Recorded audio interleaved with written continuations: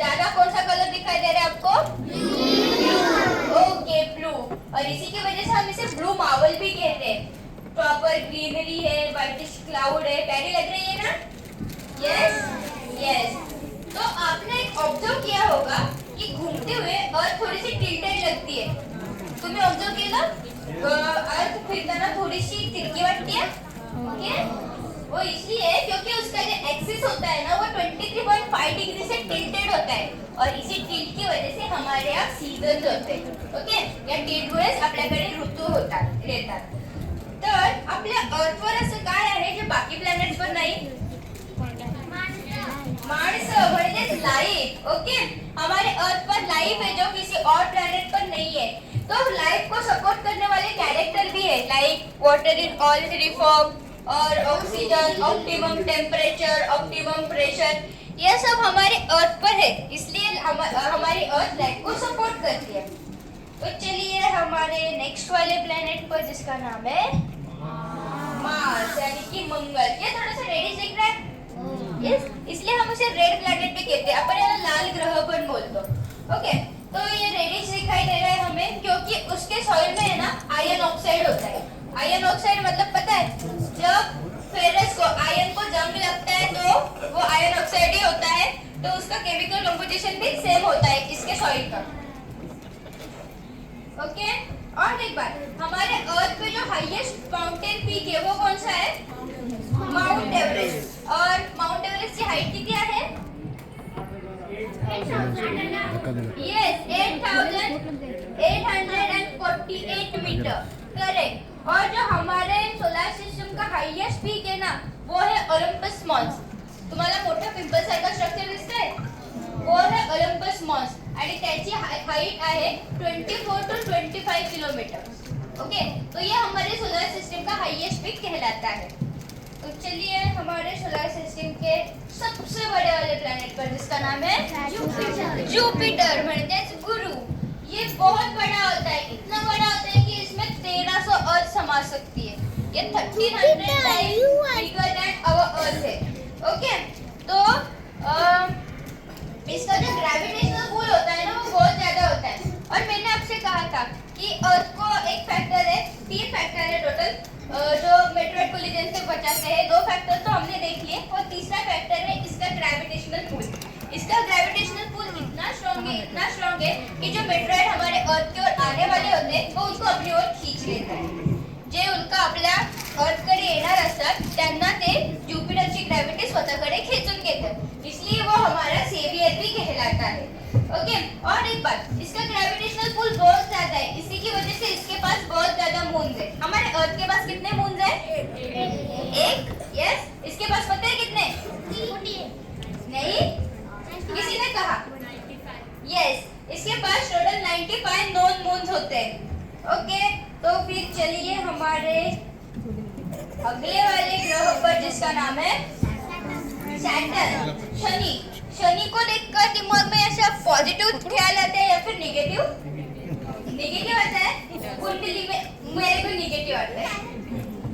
कुंडली में शनि भारी है ऐसा कहते हैं कोई, लेकिन साइंटिफिकली हम देखने जाए तो ये इतना हल्का है कि अगर हम उसे उठाकर पानी में भी रखें ना तो ये तैरने लगेगा लाइक अ प्लास्टिक बॉल. कारण हा गॅसेसनी बनलेला आहे, हा गॅसियस जायंट आहे, त्याची डेन्सिटी पाण्यापेक्षा खूप कमी असते. ठीक है. नेक्स्ट, आपको ये सैटर्न थोड़ा सा इनकम्प्लीट नहीं दिखाई दे रहा? इसके पास क्या नहीं है? रिंग्स नहीं है. कितनी रिंग्स होती है? 8 नहीं होती. यस, 7 होते हैं. 7 रिंग्स होते हैं सैटर्न के पास. लेकिन आपको दिखाई नहीं देगी क्योंकि आप रिंग पर बैठकर सैटर्न को देखते हो. तो एक और बात, इसके पास है ना हमारे सोलर सिस्टम के सबसे ज्यादा मून्स होते हैं. जुपिटर के पास कितने थे? 95. याच्याकडे माहिती किती आहेत? 140. आसपास हो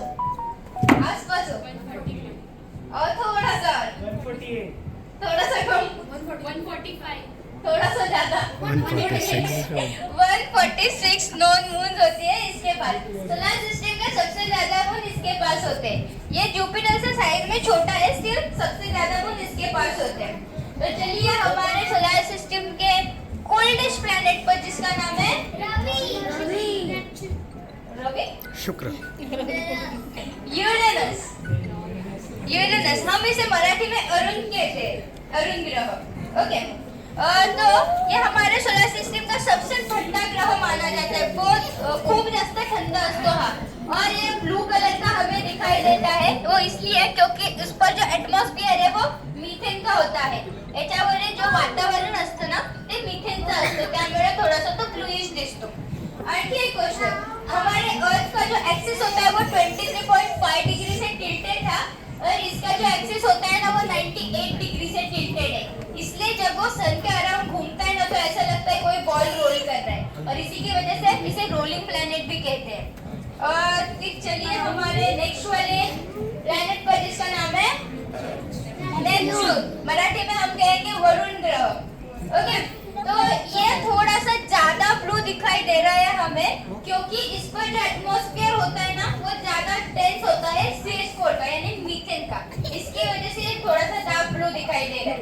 और एक बात, इसे हम विंडीएस्ट प्लॅनेट भी कहते हैं क्योंकि उस पर बहुत ज्यादा विंड्स होते हैं, यावर खूप जास्त विंड्स असतात म्हणून आपण याला विंडीएस्ट प्लॅनेट पण बोलतो। आणखी एक गोष्ट, युरेनस आणि नेपच्यून दोघांना पण रिंग्स असतात, लाईक सॅटर्न सारखाच यांना पण रिंग्स असतात आणि पण ते प्रॉपरली विजिबल नसतात स्पेस मध्ये कारण उनका कलर जो होता है वो ब्राउनिश रेडिश कलर का होता है और इसी की ब्राउनिश और रेडिश कलर का होता है और इसी की वजह से वो प्रॉपरली विजिबल नहीं होते। और एक बात, कोणाला श्रीमंत व्हायचं है, किसी को अमीर बनना है, यस, तो आप इस पर जा सकते हो, इस पर और यूरेनस पर, क्योंकि वहाँ पर जो रेन होती है ना वो डायमंड्स की रेन होती है, डायमंड्स की बारिश होती है। तो अगर आपको जाना है तो आप जा सकते हो, लेकिन अर्धवट ऐकून जाऊ नका, आधी अगली बार सुनकर मत जाइएगा क्योंकि lowest recorded temperature on Uranus was -224 degree Celsius. Okay, तर जेव्हा तुम्ही तिथे लँड कराल ना तुमची कुल्फी बनून जाईल, म्हणून जायच्या वेळेस विचार पण नका करू। तर चला सगळे ग्रह पाहिले, यस, सारे प्लैनेट्स देख लिए। तो फिर मुझे एक बात बताइए, ये कौन है? प्लूटो। यस, ये हमारे सोलर सिस्टम का प्लैनेट है? नहीं तो Yes. 2006 के पहले हम इसे प्लैनेट, यस, हम 2006 के पहले हम इसे प्लैनेट कहा करते थे, लेकिन 2006 में प्लैनेट के क्लासिफिकेशन का एक क्राइटेरिया आया।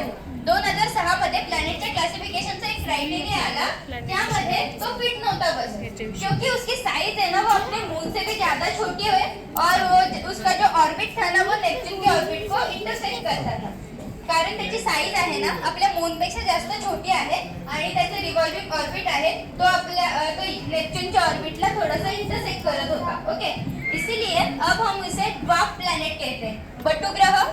ओके, ड्वार्फ प्लैनेट कहते हैं और ये पहले ये 9th प्लैनेट था लेकिन अब इसे हम ड्वार्फ प्लैनेट ही कहते हैं।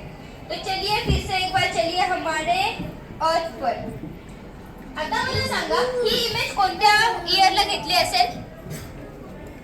ये इमेज कौन से साल की होगी? कोई अंदाजा?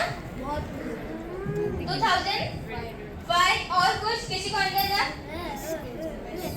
22 नहीं, इतनी पहले नहीं लगेगी अब हमारे यार। 2000 BC 2002।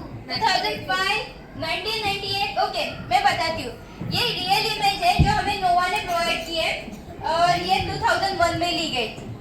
ओके, आपको करंट इमेज देखनी है? आता आपल्याला सध्याची इमेज बघायची आहे आजची। चला जाऊयात आपल्या अर्थवर।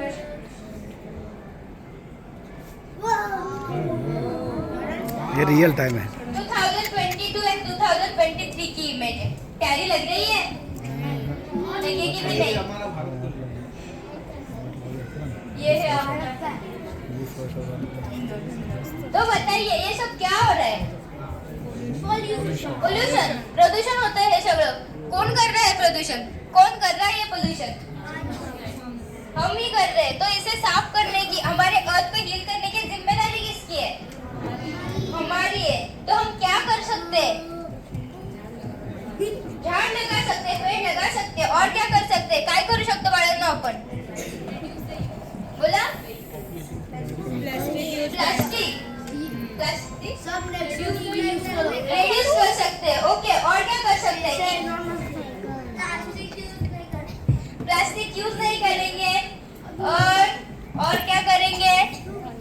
पब्लिक व्हीकल का यूज करेंगे, प्राइवेट व्हीकल का नहीं करेंगे। Yes, eco friendly. यस बोलिए। कचरा कचऱ्याच्या डब्यात टाकावा। ओके, आणखी काय करू शकतो आपण? गाड़ी बंद करू शकतो बाहेर। आणखी काय करू शकता? और क्या कर सकते हैं हम लोग? Plant more trees.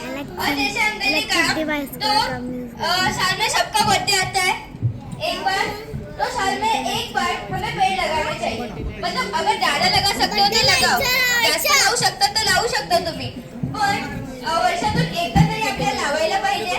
कारण आपण बघू शकता 20 वर्षामध्ये आपण आपल्या अर्थची काय अवस्था केली आहे।